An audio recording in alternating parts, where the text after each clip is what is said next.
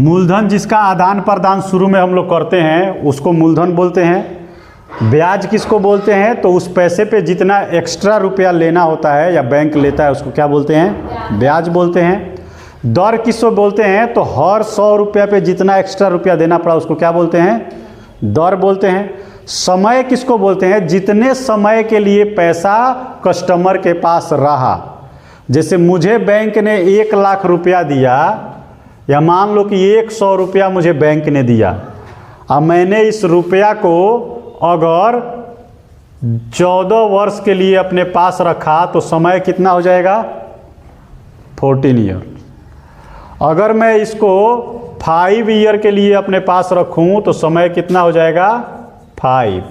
Means समय जो होता है जितने साल के लिए पैसा इन्वेस्ट किया जाता है या लगाया जाता है उसको समय बोलते हैं।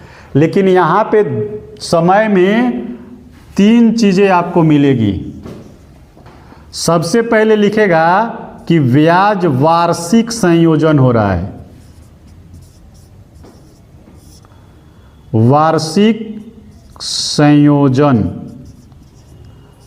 फिर लिखेगा ब्याज का छमाही संयोजन हो रहा है। फिर लिखेगा बाबू कि तिमाही संयोजन हो रहा है।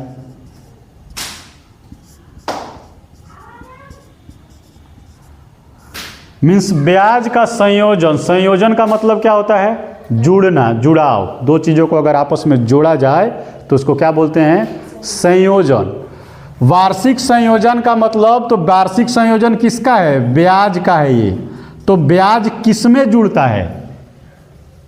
किस चीज़ में ब्याज जुड़ता है? मूलधन में जोड़ के दिया जाता है। मीन्स ब्याज जो है 1 वर्ष में 1 बार किस में जुड़ेगा? मूलधन में। तो उसको हम बोलेंगे वार्षिक संयोजन। छमाही संयोजन का मतलब ये है कि मूलधन में ब्याज 1 साल में 2 बार जुड़ रहा है। मीन्स 6वें महीना पे जुड़ जाता है। तो अगर समय दे दिया 2 वर्ष, 2 वर्ष समय दे दिया और बोल रहा है कि छमाही संयोजन है, छमाही संयोजन है। मीन्स ये जो संयोजन है आपको दिया हुआ है ये 2 नहीं है, यहाँ पे समय का मान कितना हो जाएगा? तो 2 वर्ष में कितना 6 महीना होगा? 4 बार होगा। तो समय का जो मान होगा वो 4 हो जाएगा। अगर वार्षिक संयोजन रहता तब 2 वर्ष 2 समय का मान देता। तिमाही संयोजन का मतलब ये है कि 3 महीने पे ब्याज लग जा रहा है, तो 4 बार 1 साल में, फिर 1 साल में 4 बार हो जाएगा। कभी कभी इसको और टेढ़ा खीर तुम्हारे लिए बनाना चाहेगा वो, तो क्या करेगा? यहाँ से दे देता है कि चरमाही है। मीन्स चतुर्थ संयोजन है।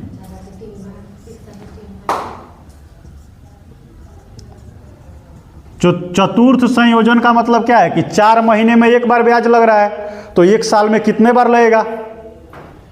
3 बार लगेगा। तो अगर समय दे दिया 3 वर्ष और दे दिया कि चतुर्थ संयोजन हो रहा है ब्याज का, तो कितना रियल में कितना समय तुमको दिया हुआ है? 3 तिहाई 9 बार। चतुर्थ संयोजन हो रहा है लेकिन समय कितने साल के लिए पैसा रखा गया है? 3 वर्ष रखा गया है।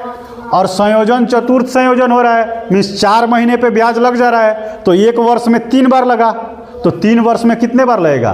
9 बार। तो रियल में तुमको समय कितना दे दिया? ये 9। ये समय का पूरा तिकड़ी है। समझ में आया? पक्का?